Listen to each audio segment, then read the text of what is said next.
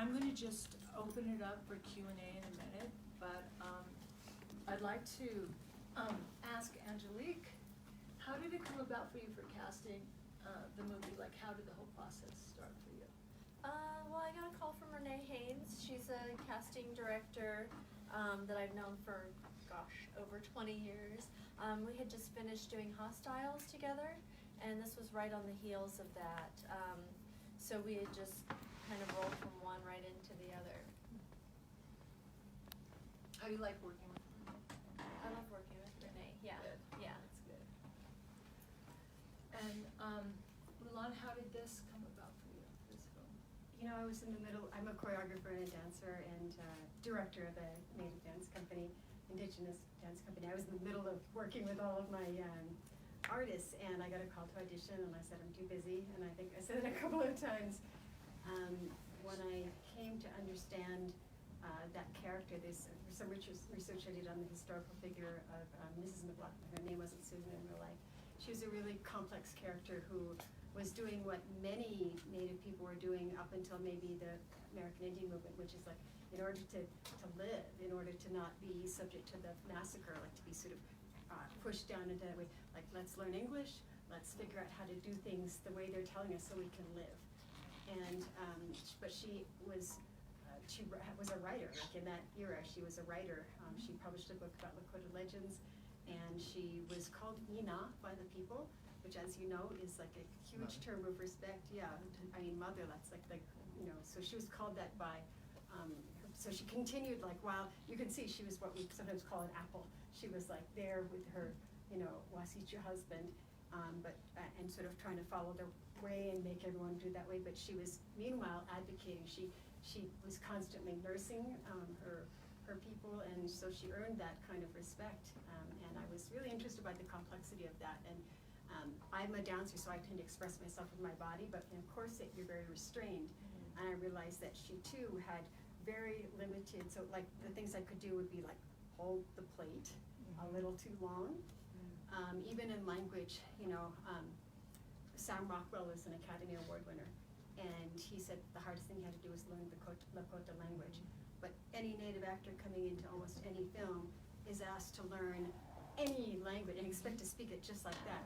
When you have these other famous actors going to play, you know, like Apollo or Zeus, or like they don't have to learn classical Latin, you know, they're not expected to do that.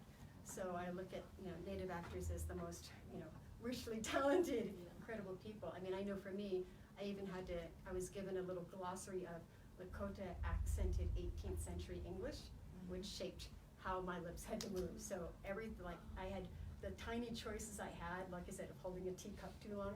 That's the physical ways I tried to express her resistance when everything was so codified for her. Well, you were absolutely gorgeous in it. Really appreciate your work, absolutely. And Kathy? Well,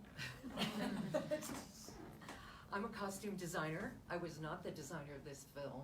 I thought I was going to be, but it was an all British crew, and they brought their designer from England. But I was her technical advisor, and I supplied most of the costumes for the natives. The buffalo horn bonnet you wore is from in my studio. Sitting Bull's moccasins, the moccasins he gives Jessica Chastain are my moccasins. And the paint, I was really honored to paint Sitting Bull's robe, the one you saw the close-ups of his life story. I painted that robe, and actually that robe now is on display in the Idle Jorg Western and Indian Museum in Indianapolis for the next 6 months. They're having a show of movie costumes, and it's on display there. But just a little background, I grew up on Cheyenne River Reservation, just south of Standing Rock, where this movie took place.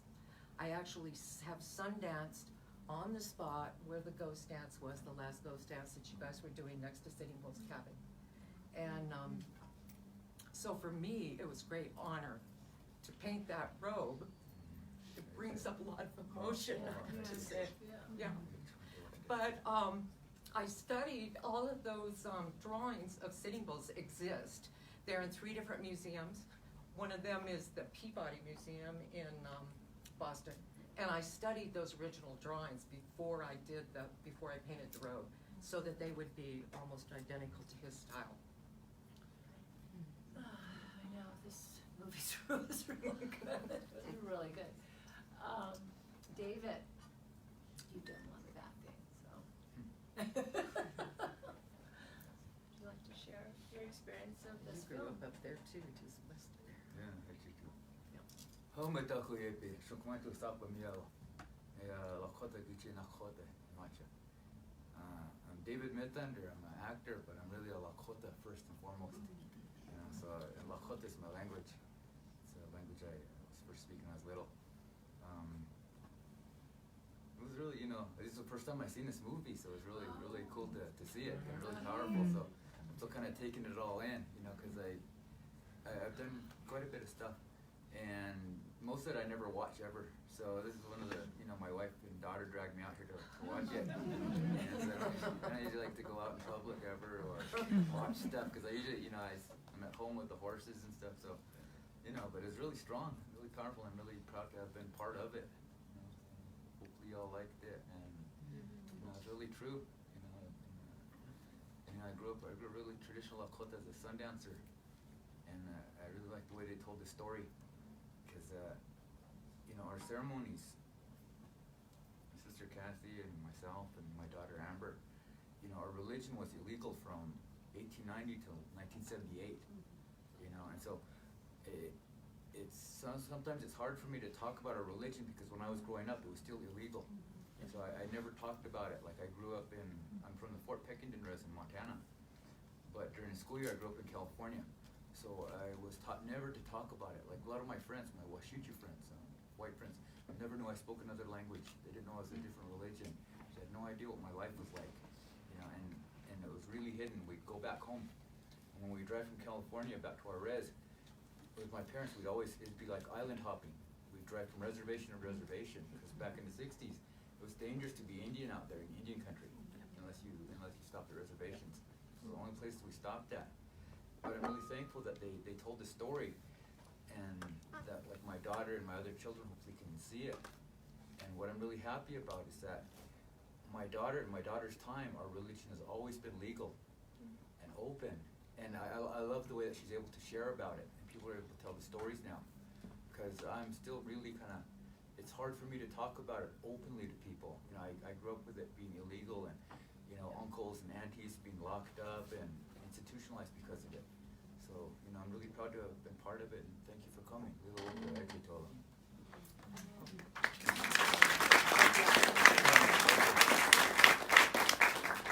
So David, I would like to share with you personally that I am too a sun dancer and have been sun dancing for over 35 years with Leonard Krodock. And my name that he gave me was Oyata Wiyankapoin, means people who see this woman.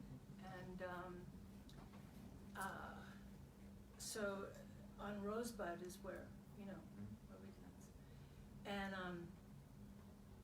this story is just so, I'm not Lakota. I don't know why my mom, I know will someday be revealed to me why my mom introduced us in the Lakota way and why Krodock came into our life. But, I'm Apache and Dene and Paiute and Southern Ute and Spanish Sephardic Jew from here, and through marriage, Pawnee and Pewaukee. So, but I've raised my kids Lakota way, sun dancing. So it's really, it is amazing. I remember one time we sun danced and they wouldn't let the kids have 2 dogs because they were going to arrest us. And that was in my lifetime, in this lifetime. So, thank you for sharing that. It allowed me to share that. Oh, Sharon! Hi. Yay! I'm glad you came. Oh, This is Sharon, everyone. This was Sharon's first speaking role. Yes, hi. So I'm really proud that she and everyone was so beautiful on the screen. So Sharon, would you like to share? Because everyone just got through sharing your experience on how you got the role and. So this was my first speaking role, it just the whole process for me just kind of came somewhat. I mean, I was still trying to get used to how the movie industry works, especially here in New Mexico. I know it's very different, than it is in LA, somewhat. But I mean, I just happened to run into the wonderful Angelique, and auditioned for her for Hostels, and so then eventually I ended up getting an agent, and then my agent's like, hey, well, this is how the process works, right? And she's like, we have a speaking role, just go to this audition. Went to the audition, didn't get that role. And then they say, oh, we have another role for you to possibly do. No, you didn't get that one. All right, okay. Which is hard. You were tortured. Hard. It's typical. It's typical. Yeah. And at the same time, not very typical. And then finally, I swear, I was living in Gallup at the time.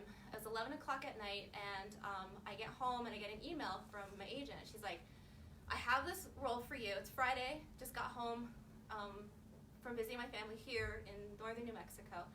And she's like, we have this role for you, and it's going to be shooting on Monday or Tuesday or something, but you have to learn Lakota. I'm like, okay. I said, confirm, I accept, And so then I got on the phone with Yvonne Rousseau and Ben Black Bear, and the dialect coach, and learned Lakota, boom, boom, boom, as much as possible.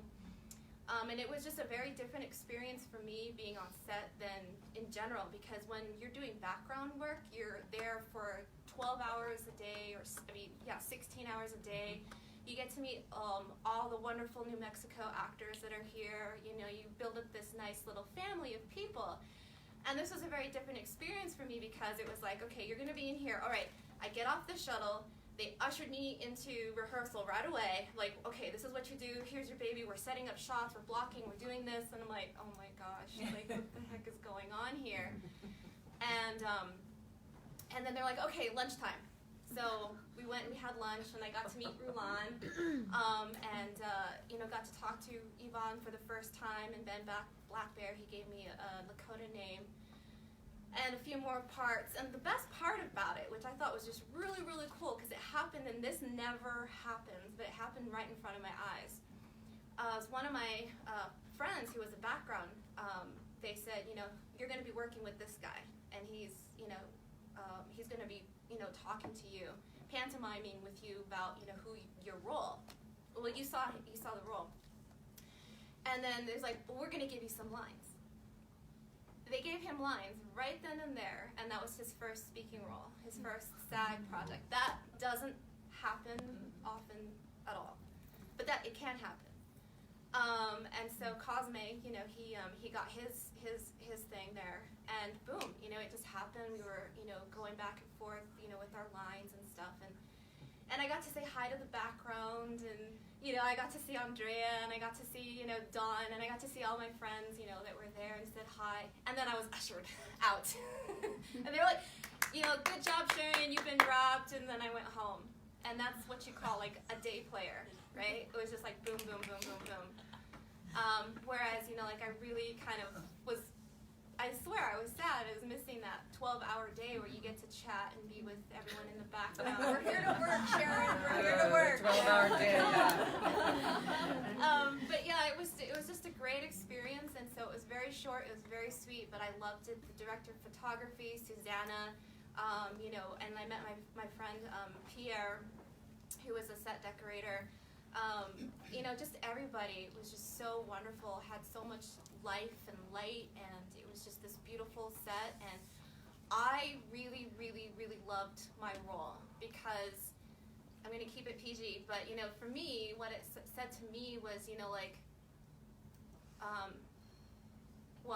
it was just like, you cannot break us. And in that small little part that I had, meaning from that. It's like, you think you can break us. You're not. We are still here. And you're never, ever gonna break us. Because we have someone who's looking out for us. That's greater than any kind of power on this land. And so I really, really enjoyed having that role. And I'm really thankful that Susanna and my agent and Angelique and everybody were able to give me that. And so I'm that's it. And you too, Peggy.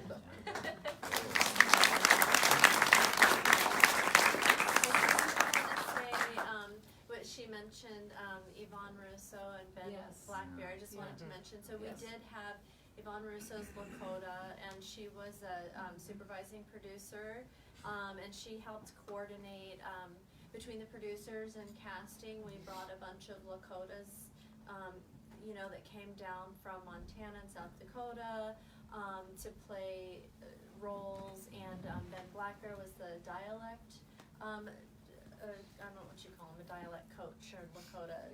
But he did the translation and coached all of the actors, and They did a great job. they worked very, very hard to get everything accurate, and they just wanted to do their due diligence and to do everything they could to reach out to the Lakota community up there and welcome them into the project as much as they could and as much as they wanted to be a part of it. And I think that really shows. Oh, it does. Yeah, I think you Absolutely. feel it in the film, Absolutely. the support.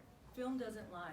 And it's there forever. Yeah, exactly. One thing I just want to say, because I know we have to wrap it up, and we're going to go downstairs in the back room there. We're going to have a red carpet, so come and take some pictures, and so we can blast them out to the world that this was premiere in Santa Fe, was very successful. But I do want to say that we, Red Nation and our team curating these films, we worked on Indian Horse and Woman Walks Ahead for a year and a half. As soon as they went on, I started working with the team, and so I feel really grateful and honored that we got to screen these films exclusively to Red Nation for premieres, and we're going to be doing that in November for our festival in LA. But I want to say, when you're doing a native film, there's stuff that happens on sets, and all I've heard was such great feedback from behind the scenes on both Indian Horse and Woman Walks Ahead.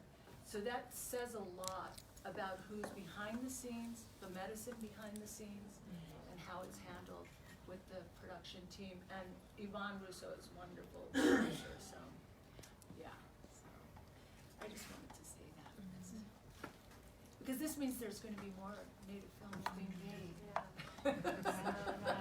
By the native filmmakers. So I want to thank the cast and costume.